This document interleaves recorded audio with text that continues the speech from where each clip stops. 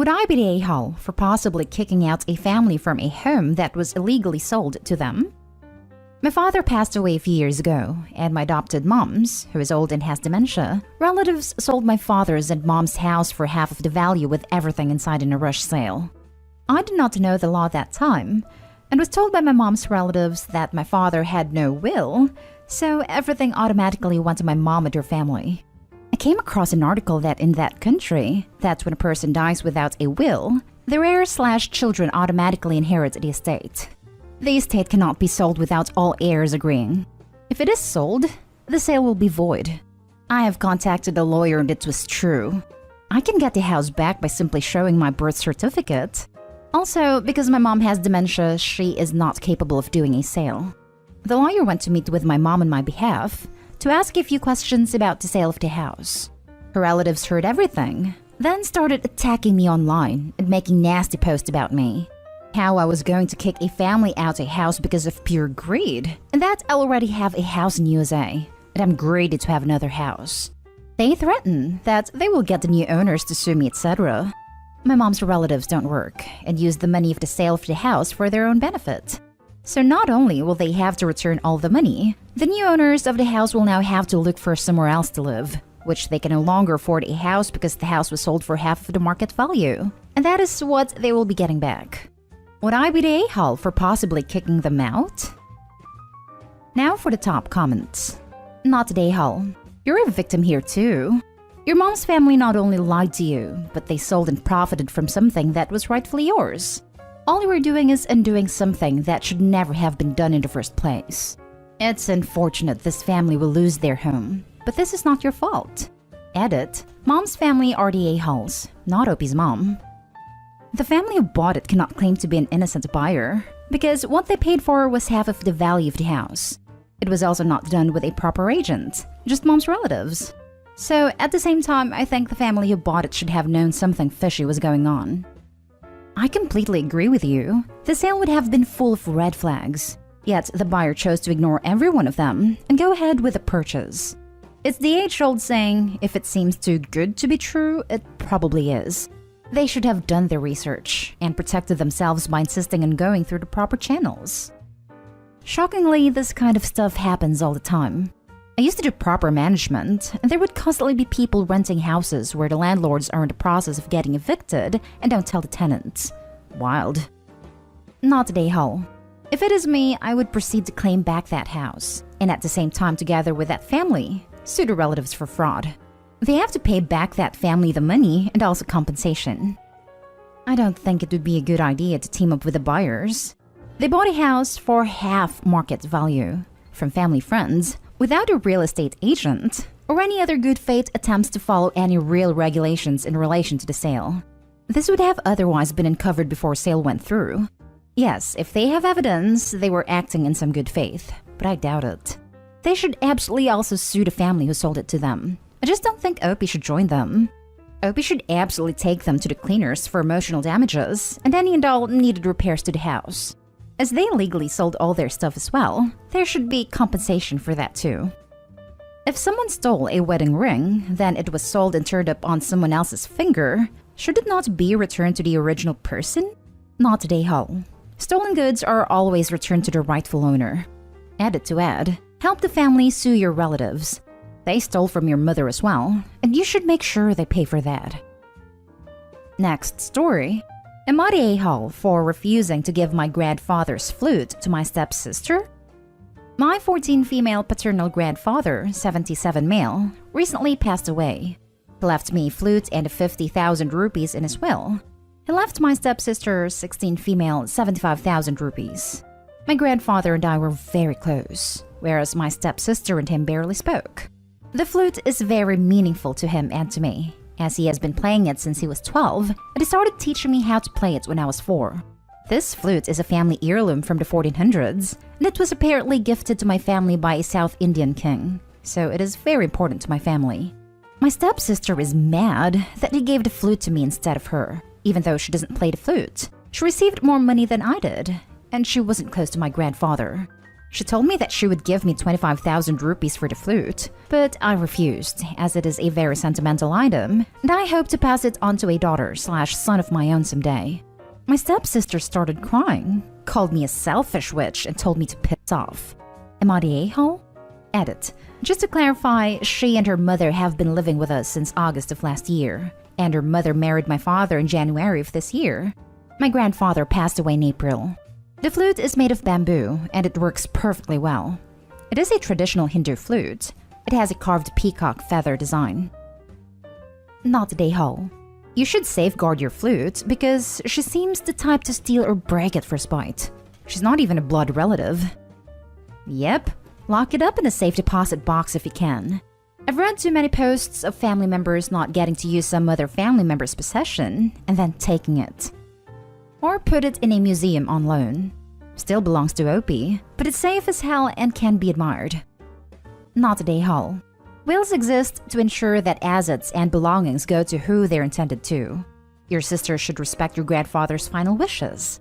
She is being selfish, and given the history of the flute and her lack of sentimental attachment to it, she will likely sell it, and for much more than she's offering you. Make sure that you have it appraised, insured, keep it locked away in your home, and of course, play it in honor of your grandfather's memory. Not the a-hole. You are definitely not the a-hole. OP, you should safeguard your flute. Is there any adult in your maternal or paternal side who would side with you? Stepsister is acting way too entitled, and I'm worried she may try to steal or break the flute. My dad and grandmother are siding with me, and they're trying to fix the situation. How is your dad's wife handling it? My dad's wife is trying to reason with my stepsister. She's overseas for work, so there's not much she can do right now. Update. I've locked the flute in my cupboard. I'm not going to keep it in a safety deposit box because I play it often. Update 2. I'm going to ask my dad if I can keep it in a safety deposit box. Thank you all so much for the advice. I really appreciate it. Next story is titled, Am I the a-hole for ruining my sister's vacation by not going to Hawaii? I, 24 female, live in California, while my sister, 29 female, lives overseas. She loves to travel and also loves California, so she's been dying to come here for the past year.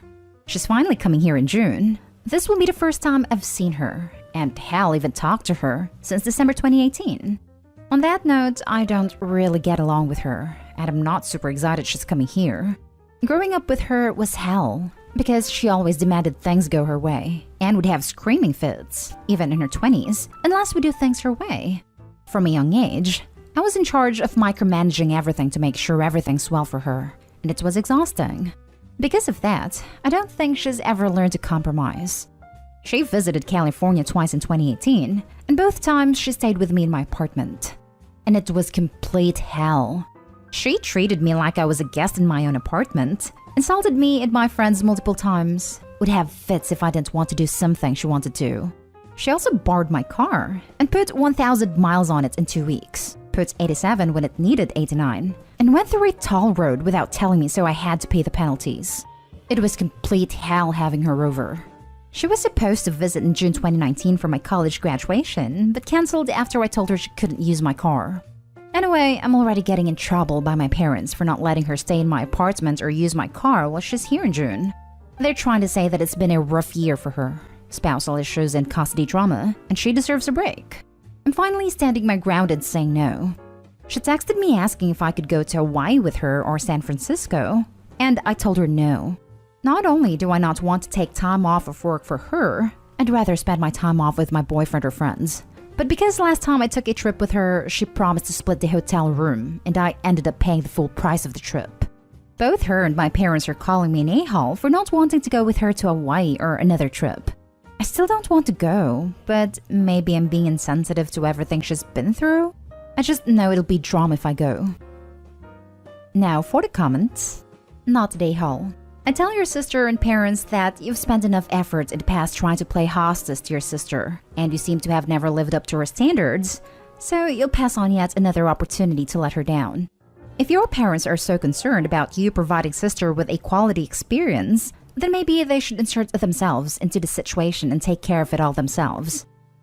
It sounds like they like her more than you, or you wouldn't have had such a bad childhood/life. Sorry, not sorry. No parent is a good one if they let a child grow up like they let her and force it on you. Agreed. And this might be a low blow. But if she's never learned how to compromise, throw tantrums and basically rock the boat until she gets her way, I wonder why she currently has marriage issues. Time for Opie's sister to finally grow up. Not Dayhall. Not Dayhall.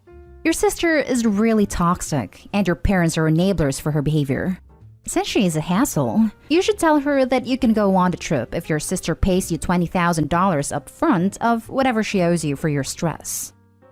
Or, if you want a slightly gentler approach, calculate how much she owes you for the previous hotel room, petrol, wear and tear, tolls and penalties, room and board at your apartment, any lunches, etc. you paid for, and give her the bill.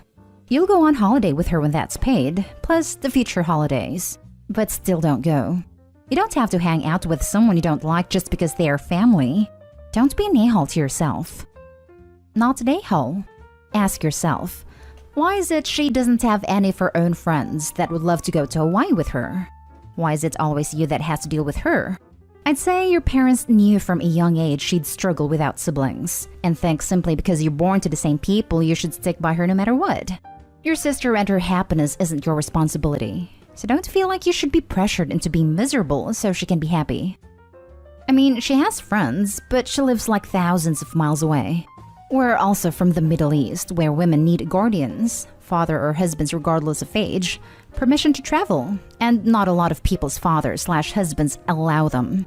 But yeah, I don't know if she doesn't like to travel with them because she can't bully them to do whatever she wants like she does to me. Now for the last story. Am I the a-hole for not paying for completed services I didn't ask for? Lawn care. I woke up this morning to the wonderful sound of a lawnmower and cleanup being done. Living in a residential neighborhood, I didn't think anything of it. I rolled over and tried to go back to sleep.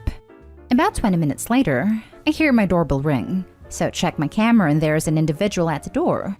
I figure it's the guy asking adjacent neighbors if they would like services done, as is pretty common, and I go downstairs to speak to him.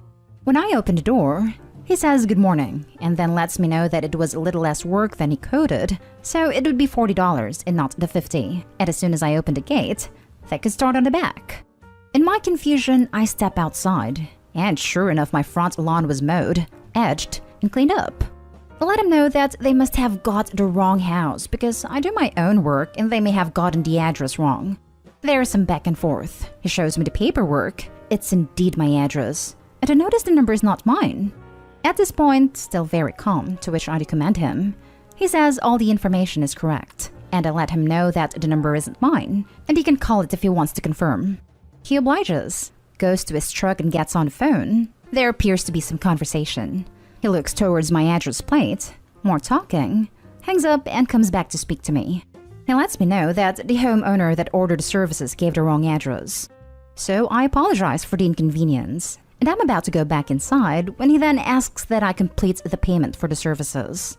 I inform him that I didn't ask for it, and that he should be more diligent in ensuring properties match work orders before completing services. And he counters with telling me that the owner said they wouldn't be home and the back would be unlocked, probably why he knocked on my door to begin with. He then tells me I was very rude for not stopping them. I was asleep for pretty much all of it, and that it was a very mean trick to play. Am I the a-hole for not paying or giving them some kind of compensation? Not the a-hole. He counters with telling me the owner said they wouldn't be home. If he knew that, then why did he knock on the door instead of calling the client's number? Well, the gate that was supposed to be unlocked was not, so it wouldn't be crazy to assume that the owner's plan had changed and try knocking before calling them. But which is more likely? That the owner forgot to unlock it and still isn't home, or that plans changed and they're home completely ignoring the work being done, and therefore ignoring the loud enough to wake the homeowner reminder to unlock the gate? Seems to me like the former is more likely and would require a phone call. Not saying it's absolutely a scam, just that it doesn't add up logically and smells kind of fishy. Not the a-hole. Tell them to go after the person who actually ordered the services for payment. Right? Go do the job you meant to do, and then charge the extra to the actual customer for the screw-up. Or just swallow it and charge no one for the screw-up. Not the a-hole. At this point, his next move should have been to wish you a good day, apologize for the confusion, and charge the initial requester double for the duplicate service due to incorrect information.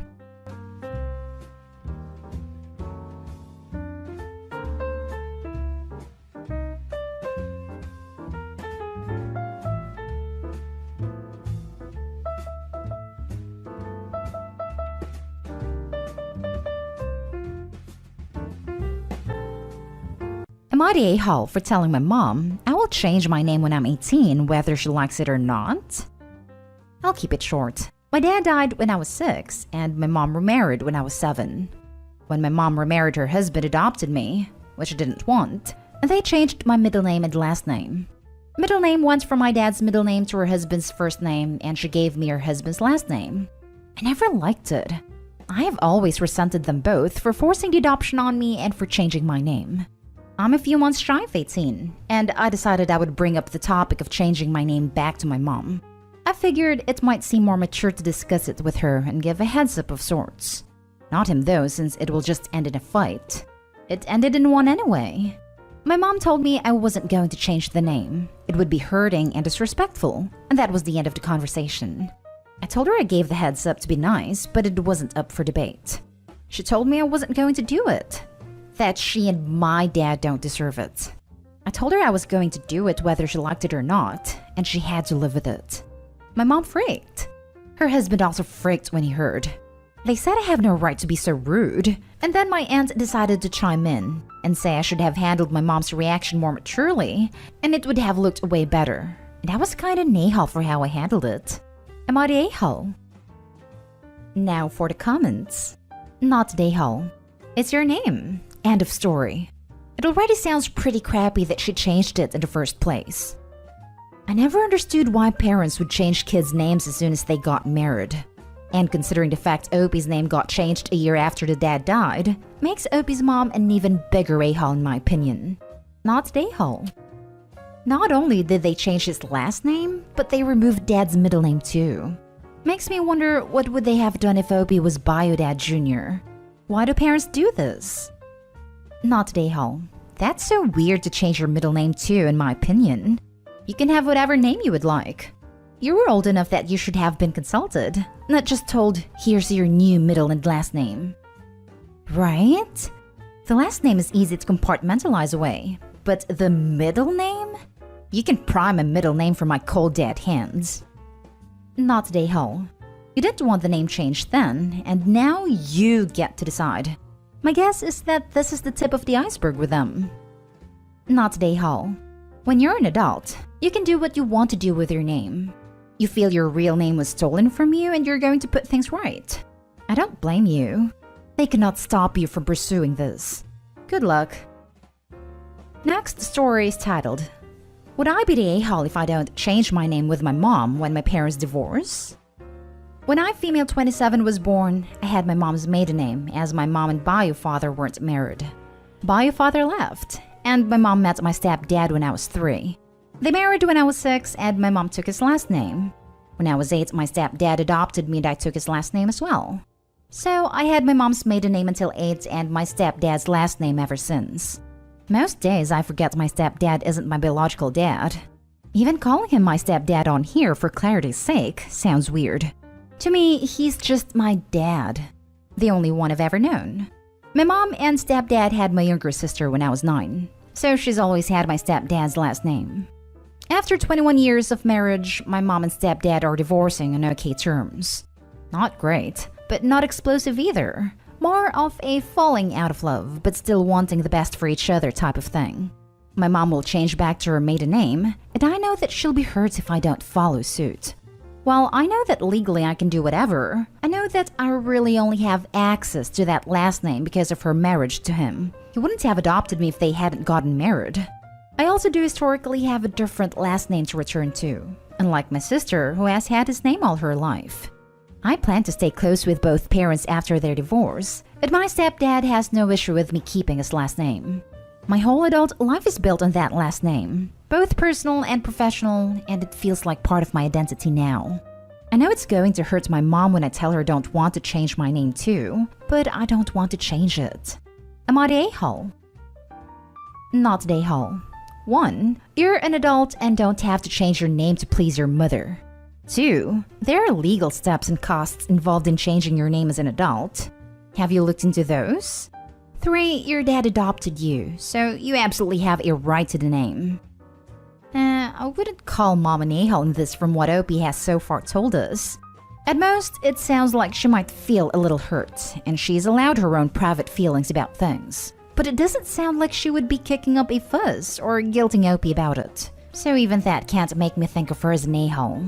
And that is assuming it is even true. It kind of feels like Opie is projecting a bit onto Mom. So I'd say no a-holes here. And Opie, maybe if you want to sit down and talk to your mom about this? It sounds like Opie is assuming their mom will be hurt and hasn't had any conversation. You divorce wives, not children. No a-holes here. Info. Has your mom indicated that she expects you to change your name? You may be worried about something that she's not expecting. Was gonna say the same thing. Opie needs to speak to her mom. Exactly this. This whole post seems to be based entirely in Opie's perception of what her mom might want and not any actual communication. Personally, I don't get why she's assuming that her mother would expect her almost 30-year-old daughter to change her name with her, but maybe Mom has toxic personality traits that Opie didn't state. What I feel is most likely is that Opie's playing into her own insecurities that her father might reject her as his daughter once her parents are officially divorced. The fact that she states she was only adopted because her parents got married leaves me to think so. I definitely would look into therapy if I were her. This name thing just seems like a symptom of a larger anxiety and issue. Now for the next story. Am I the a-hole for threatening to name my child after my sister's husband? My sister, 38 female, has a couple of children, all girls, and she is a good mother. However, her parenting style is different than mine. Her style is the cried-out method. I, 20s female, have chosen the attachment/intuitive style of parenting. Our parenting styles are complete opposites. My son is healthy and is hitting milestones at 8 months ahead of where he is supposed to be. Our pediatrician informed us of this. My sister only criticizes my parenting. She's mad that I don't take her advice. And in her eyes, since I'm not doing it her way, then I'm implying she's done it wrong. Her girls are great kids, and I've told her that there are more than one way to raise children, and each family is different. I have tried so many ways to get her to understand and respect my boundaries. Rationalizing with her. Telling her I heard what she said, but I prefer my way with my child. If she has more to say, to write it down, and I will look up the statistics and studies of her suggestions. I told her if her teenage daughter or our mother were crying, we would try to comfort them. So why wouldn't we offer that same support to a child? I am introverted and she is a type A extrovert. She constantly overwhelms me, yet I have been persistent and respectful in defending what I think is right for my family. On Mother's Day, I announced that my husband and I will be having another child and we are expecting another boy. Everyone was happy, except my sister. She made comment after comment about how she hopes I raised this one differently, so he doesn't become spoiled like my first child. I was so hurt. I asked her to please stop, and so did some other family members. She wouldn't. So jokingly, I told her if she doesn't stop, then I was going to name my son after her husband. Her husband thought it was a great idea, since he got snipped after giving up hope on having a boy, and it would be nice to have a nephew named after him. My sister literally cursed me out. I told her I was kidding, and that everyone knows that the fathers are responsible for the gender of the babies, not the moms. My brother called me privately asking me to apologize because I really hurt my sister's feelings. I argued that she constantly hurts my feelings, and no one says anything because she's such a Karen sometimes. Am I the a-hole and should I apologize? Now for the top comments. In my personal opinion, you are not the a-hole. My reasoning is this. 1. She is consistently harassing you. If it were just giving advice, it would be one thing. But putting down your views and ignoring your opinion/personality. 2. She ignored everyone telling her to stop in order to make assert that only she knows how to raise a child. 3. She complains of cuddling your children, but then expects to be cuddled over a joke. I understand that she's family, but you have to establish boundaries because she's crossed one too many. You shouldn't feel attacked for doing what you think is best for your child and family. Thank you for taking the time to reply, and you made very good points. Please, tell your brother to just let your sister to just cry it out. Honestly, you both sound like you're playing in the Mom Olympics. Even reading this exhausted me.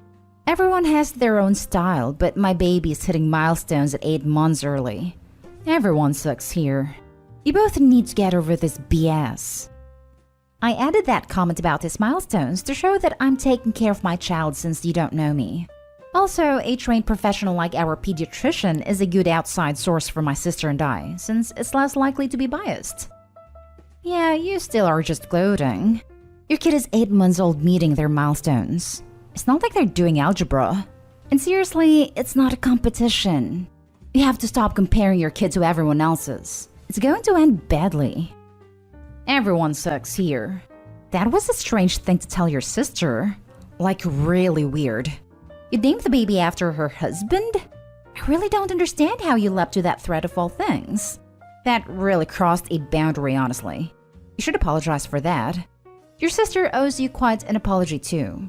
She clearly is not respecting your boundaries and was extremely rude after your announcement. So I totally understand your frustration. I'm curious who keeps bringing up all these parenting conversations. Does she initiate? Is it equal? Are you commenting on her parenting too? She sounds a bit jealous and bitter from the way you described her. I would tell her you no longer want to discuss any parenting/child raising issues with her, and if she can't respect that, then you need to distance yourself from her for a while. Make it clear to her how you're feeling. Best of luck. Now for the last story. Am I the a-hole for the way I handled my best friend telling me the name they chose for their coming child? So, a little backstory. We, both early 30s male, have been friends since we were 14. We have talked every single day, at least once a day on the phone since that time. We've only had one fight in our entire friendship, and it was when we were young, and it hasn't happened since. Needless to say, we're pretty close friends. He recently split with the mother of his child, moved out, and 4 weeks later, she called him with the pregnancy news. So he's decided to get back together with her and move back in with her. Well, he called me this morning and was excited to tell me they had come up with a definite name for the baby. One if it's a boy and one if it's a girl. He built it up pretty good, like, okay dude, you ready? I think you're gonna love them, man. The boy's name will be Abel Rain Blank, and the girl's name Annabelle Queen Blank. I'm omitting his last name here. And then he proceeded to explain to me how Abel is an uncommon name and is biblical. He isn't religious, neither is the mom. And Rain is a badass middle name, and Annabelle Queen because she's gonna be a queen. My reaction was what made him kind of upset. I didn't say anything at first because I was trying to think of what to say. I thought they were terrible, and I just imagined having the name Abel Rain in 2031 as a 10-year-old and how I would hate it. So he was like, "What do you think, uncle?"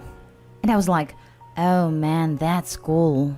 But it was so disingenuous, but I did not mean to come off that way. It just sort of came out. After that, he knew what I thought, and I couldn't convince him I liked them. So I just told him, "Hey man, I stand by your choice. I don't have any stock in naming your child, so as long as you're happy, I'm happy." And he was like, "Yeah, okay man, thanks, I gotta go." And got off the phone pretty quickly. I can't help but think it really hurts his feelings, and I hate it.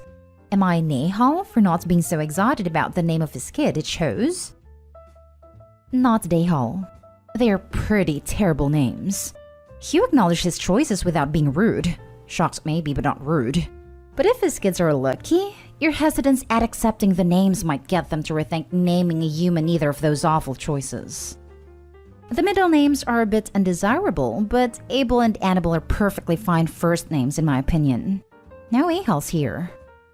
No a-holes here, but Abel and Annabelle are both pretty standard names. Abel is not super common now, but it's fine. I'm not a fan of the middle names, but they're only middle names. You probably need to get better at responding to things you don't like. The long pause might have been more offensive than just immediately saying something like, "Wow, those are pretty unique middle names." But you're fine, he'll get over it. Or even better, he'll rethink the middle names. There are at least 3 Abels in my kids right now. Not a weird name at all. And about 30 Bellas. Nothing at all weird about their name. I agree. Middle names are pretty meaningless as you go through life. This is good advice. But as far as name goes, these kids will be just fine. Not Dayho. You tried to be supportive at least. You did a lot better than I did when a friend told me he and his partner were considering naming their son Wolfram, so his nickname would be Wolfie. I laughed in his face as I honestly didn't think he was being serious. That sounds like a joke to me too, so I can't blame your reaction at all.